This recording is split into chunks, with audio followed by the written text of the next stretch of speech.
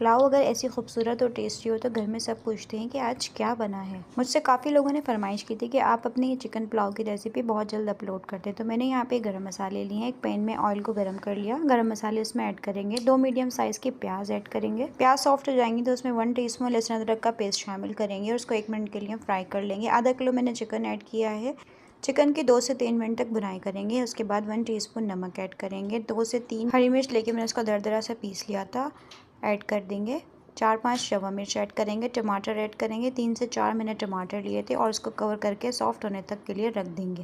4 سے 5 منٹ ہو چکے ہیں، ٹماٹر بھی سافٹ ہو چکے ہیں۔ اس میں ½ کپ اب دہی ایڈ کریں گے، دہی کی 2 سے 3 منٹ تک اچھی طرح بنائی کریں گے اور ہوم میڈ بریانی مسالہ 2 ٹیبل اسپون ایڈ کریں گے، 2 ٹیبل اسپون شان کا پلاؤ بریانی مسالہ ایڈ کریں گے، اس کو اچھے سے مکس کر لیں گے۔ چکن کی اچھی طرح سے بنائی ہو جائے گی تو اس میں پانی ایڈ کریں گے اور اس کو کور کر دیں گے تاکہ اس میں بوائل آ جائے۔ چاول کا پانی یہاں پہ نکال لیں گے، 4 سے 5